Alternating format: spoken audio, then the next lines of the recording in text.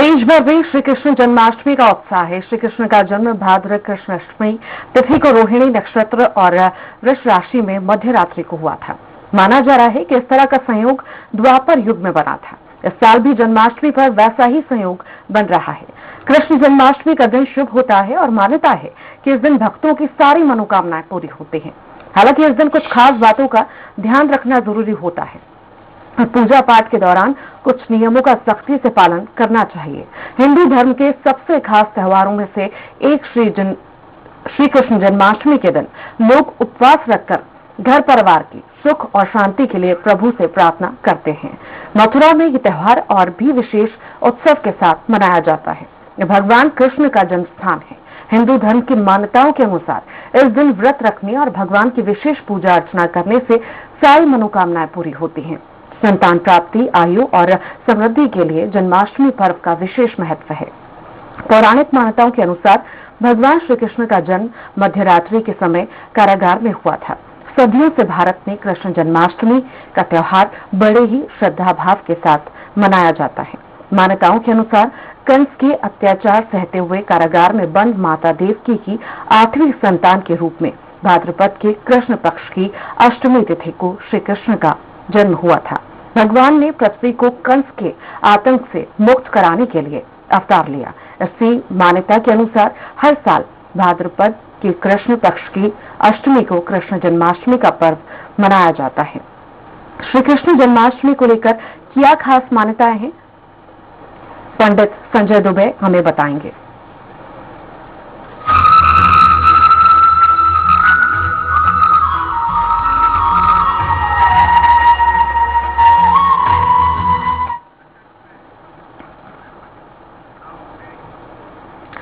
नमस्कार, बहुत स्वागत है आपका हमारी खास पेशकश में। और जन्माष्टमी के दिन आज क्या खास रहने वाला है, आखिर हम भगवान श्री कृष्ण को कैसे खुश करें, हम जानेंगे। हमारे साथ स्टूडियो में पंडित जी संजय दुबे जी हमारे साथ जुड़ गए हैं। बहुत स्वागत है पंडित जी आपका।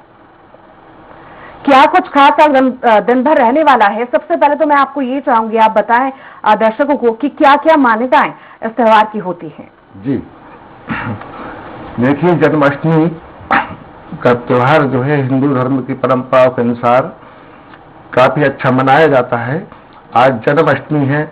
कृष्ण पक्ष की अष्टमी तिथि को जन्म होने के कारण इस जन्माष्टमी का काफी महत्व है। और हमें पौराणिक मान्यताओं के अनुसार कृष्ण पक्ष की अष्टमी तिथि भाद्र मास महीना कृष्ण का जन्म हुआ था जी। इसलिए जन्माष्टमी हम विशेष रूप से मनाते हैं। अब इस जन्माष्टमी पर कंस का अत्याचार, अन्याय, पाप काफी हद तक बढ़ गया था और उसे समाप्त करने के लिए भगवान को किसी न किसी रूप में अवतार लेना था। आज कंस के इसी अत्याचार, अन्याय का मर्दन करने के लिए भगवान कृष्ण ने 8वीं संतान के रूप में जन्म लिया। और ऐसा भी बताते हैं कि माँ देवकी की 8वीं संतान की कंस को एक आकाशवाणी हुई।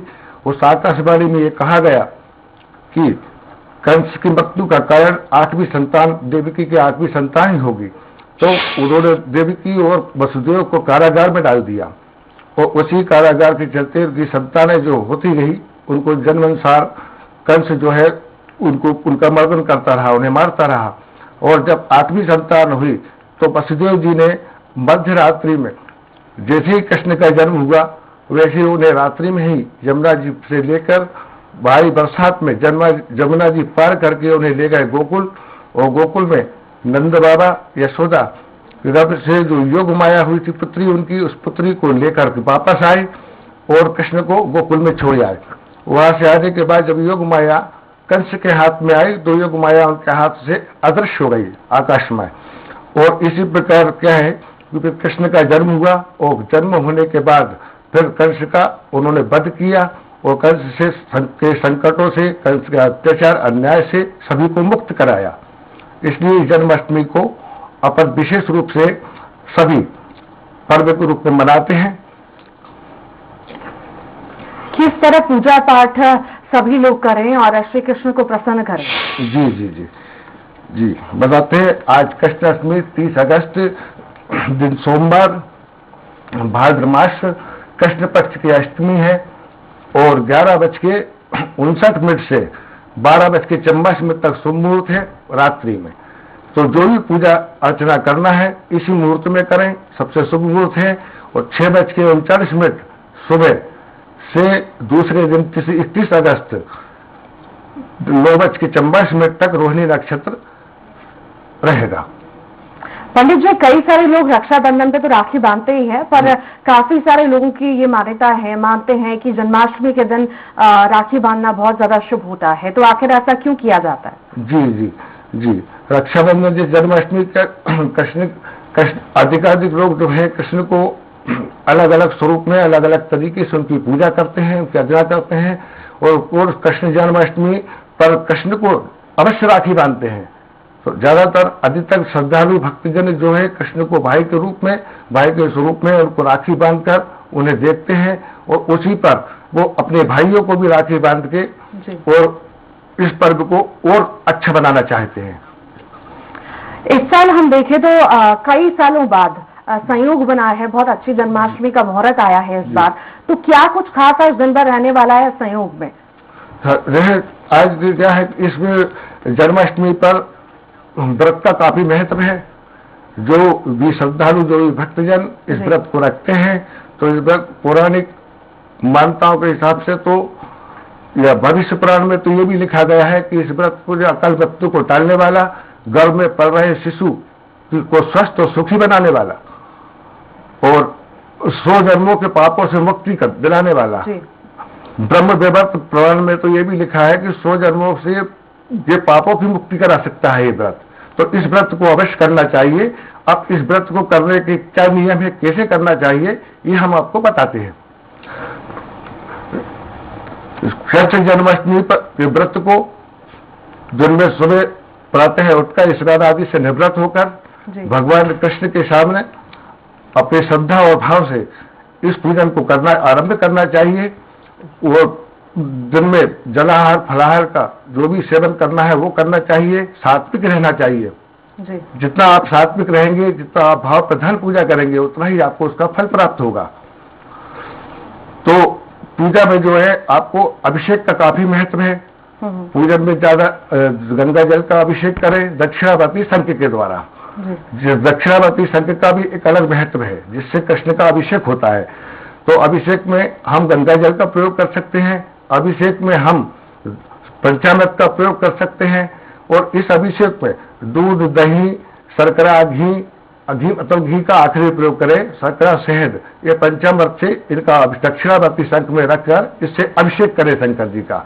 अभिषेक करने बाद फिर उनका, और इसके साथ ही अपन पूजन में जो है एक विशेष चीज, एक शालिग्राम और गाय की मूर्ति, इनकी भी स्थापना कर सकते हैं, शंख की भी स्थापना कर सकते हैं अपन, और इनका भी विधि विधान से अभिषेक करना चाहिए। गाय की, अगर गाय नहीं मिलती है तो गाय की मूर्ति का भी प्रयोग कर सकते हैं अपन, इसकी भी स्थापना करना चाहिए और इस पूजन को बड़े नियम अनुसार करना चाहिए। काले सफेद वस्त्रों का प्रयोग नहीं करना चाहिए। जो विशेष सावधानी है बस यही है कि इस दिन बस काले और विशेष और किसी प्रकार का मतलब कोई गलत असात्विक भोजन का प्रयोग ना करें, किसी प्रकार का भी, और श्रद्धा अनुसार जो भी पूजन है वो विधिवत करें। और अब पूजन में भी ये है कि आप इनके अलग अलग स्वरूपों की पूजा होती है कृष्ण के। आप चाहें तो संतान प्राप्ति के लिए लड्डू गोपाल बाल कृष्ण की, और दाम्पत्य जीवन के लिए आप राधा कृष्ण की, और अगर आप सभी मनोकामनाओं के लिए पूजा करना चाहते हैं बंसी वाले कृष्ण की, जो बंसी बजाते हुए, ऐसी इनकी स्थापना करना चाहिए और इन्हीं पूजन विधिवत करना चाहिए। इस दिन रात्रि के जागरण का बहुत महत्व है। रात्रि जागरण और कृष्ण के भजन का अगर ये भी व्रत के आरंभ करते हैं तो अनंत गुना फल प्राप्त होगा। जी पंडित जी, हम देखें तो पिछली बार जैसे बहुत सारे लोग पूजा पाठ नहीं कर पाए थे, कोरोना के चलते काफी सारी स्थिति बिहार थी, हम सभी ने देखी। अभी भी स्थिति कुछ ज्यादा ठीक नहीं, पर काफी सारे लोग अभी हैं, फिर भी बच रहे हैं भीड़ भाड़ वाले इलाकों में जाने से या मंदिर में भी जाने से। घर पे आखिर कैसे हम श्री कृष्ण को प्रसन्न करें, ऐसे कैसे पूजा पाठ करें, और अगर मंदिर भी हम जाते हैं तो किस तरह की पूजा हम करें? जी जी, चलो ये भी बताते हैं जन्माष्टमी पर विशेष। देखो एकादशी का व्रत जो होता है उसको तो अधिकाधिक भक्त लोग करते ही हैं, लेकिन 1000 एकादशी के बराबर इस जन्माष्टमी का महत्व है। इसका व्रत अगर आप विधि विधान से करते हैं तो ये और अधिक फल प्राप्त करता है, उससे और अधिक फल प्राप्त होता है अपने को। तो इसलिए मंदिरों में, चाहे घर में पूजा करें विधि विधान से, चाहे मंदिरों में जाके करें, मतलब, लेकिन कृष्ण जो है वो सिर्फ भाव के भूखे हैं। आप सुदामा के जी देखा अपन ने, सुदामा ने एक दाना अर्पित किया उनको, कृष्ण रुक्मणी को। और भक्तों की भी अपन ने कहानियां देखी हैं, सुनी है, सब कुछ है, लेकिन कृष्ण सबसे अधिक महत्वपूर्ण चीज है कि भाव प्रधान पूजा होना चाहिए और उसी से फल प्राप्त होता है। और विशेष रूप से यह है कि आप अकाल मृत्यु नाशक, अकाल मृत्यु टालने वाला, अनेक सुख सुविधाएं, दाम्पत्य जीवन को सुखी बनाने वाला इस व्रत का काफी महत्व है और इस रात्रि का भी काफी महत्व है। तो आते ही पूजा जो है ये मध्य रात्रि में ही होना चाहिए, और मध्य रात्रि में ही पूजा करना चाहिए। इसमें कुछ पूजा में कुछ ऐसे विशेष चीजें हैं जो जिन मंत्रों का जाप इत्यादि करना चाहिए, पूजन हवन करना चाहिए, जो भी कर सकते हैं अपन श्रद्धानुसार वो भी करना चाहिए। वसुदेव कुटुंब,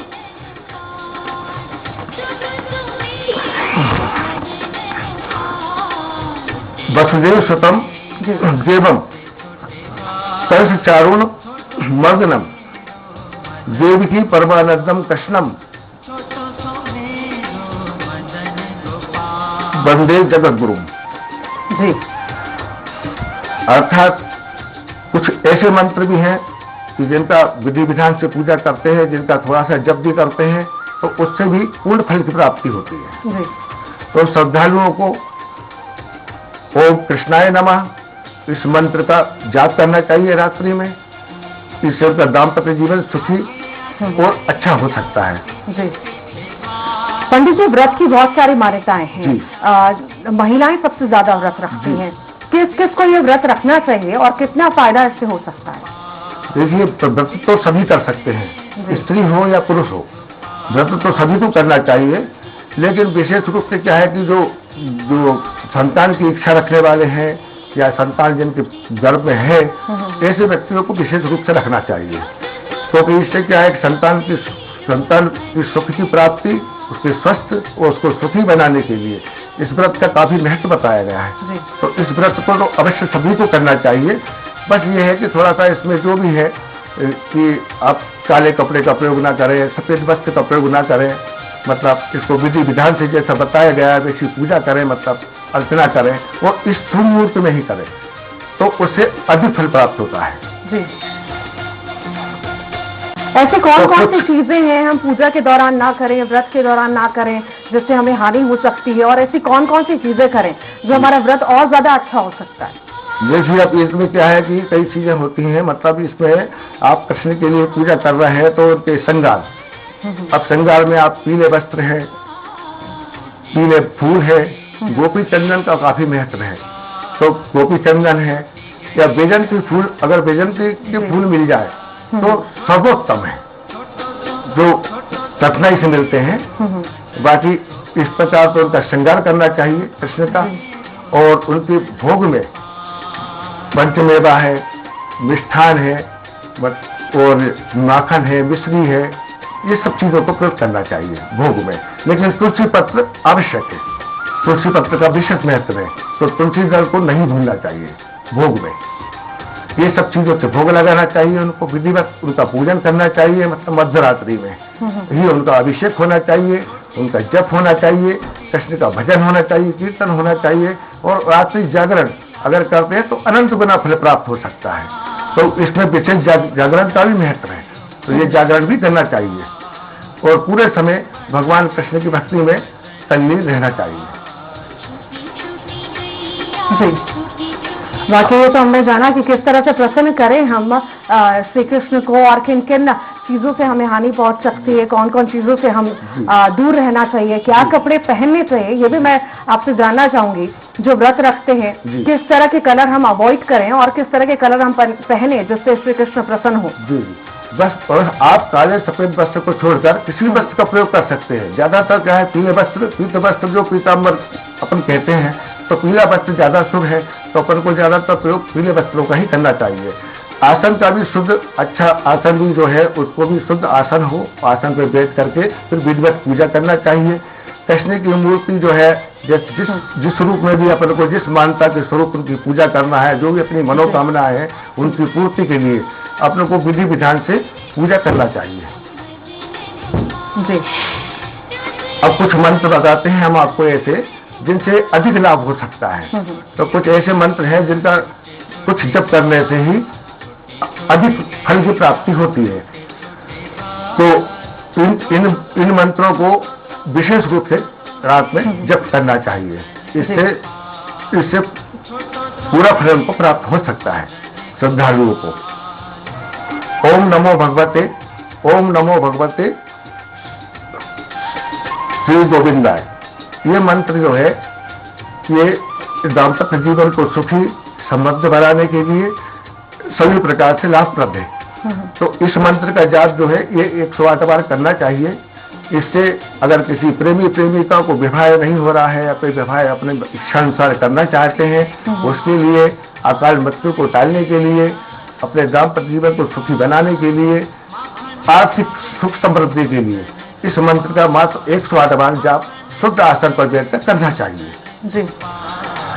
इसके अलावा जनमानस को ये मंत्र जो है इसके जाप से वो फर्श से अर्श तक पहुंच जाता है, फर्श से अर्श तक पहुंच जाता है।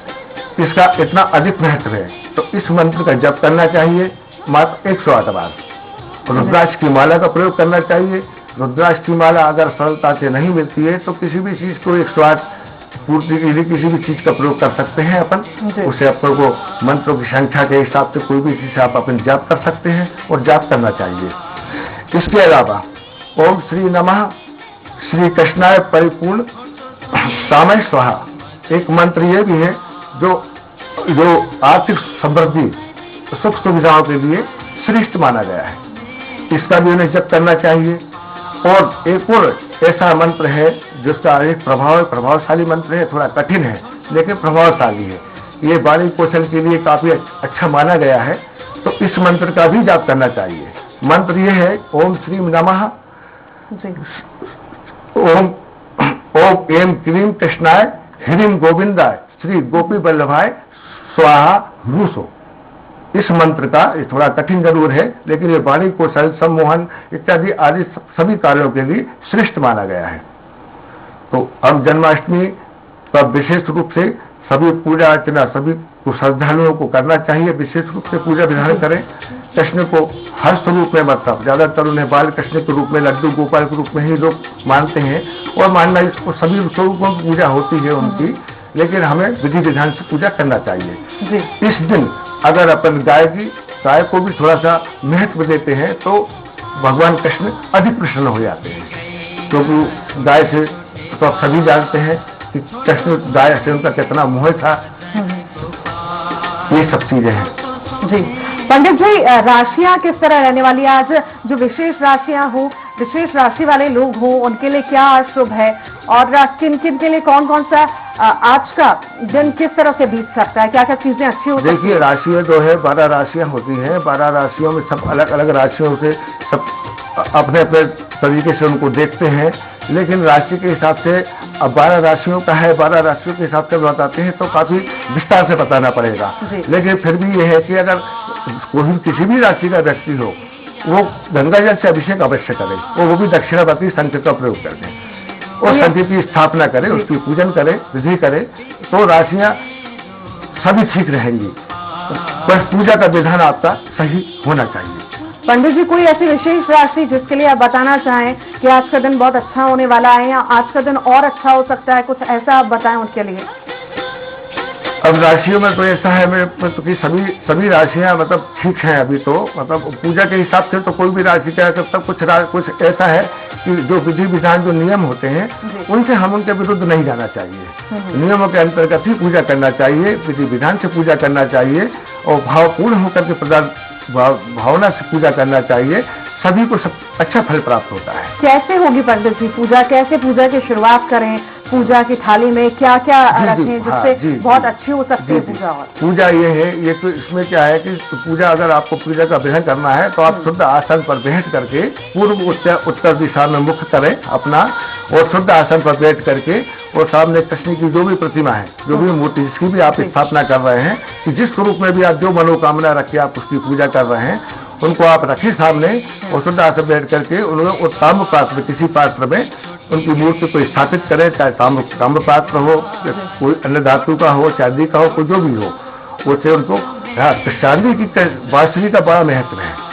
अगर चांदी की बांसुरी अगर है तो उसको पूजा स्थल पर रखें, उसकी पूजा करें विधि विधान से, ये भी बहुत श्रेष्ठ माने गए हैं मतलब। और बाकी आपको जो है जलाहार फलाहार करके जिनमें सात्विक रहे, सात्विक विचार रखें, सात्विक जो भी चीज है सात्विक उसी चीज का प्रयोग करें, मतलब आज और भावना से आप पूजा करें, शुद्ध आसन पर बैठकर अभिषेक करें, जलाभिषेक करें, गंगा जल से करें, पंचामृत से करें, जिससे भी अभिषेक करें, अभिषेक करके उनको जो भी धूप दीप है उनकी पंचोपचार जो पूजा है, फूल पुष्प इत्यादि से उनका श्रृंगार करें, सभी चीजें चढ़ा करके वो ज्यादातर पीली चीजों का प्रयोग करें।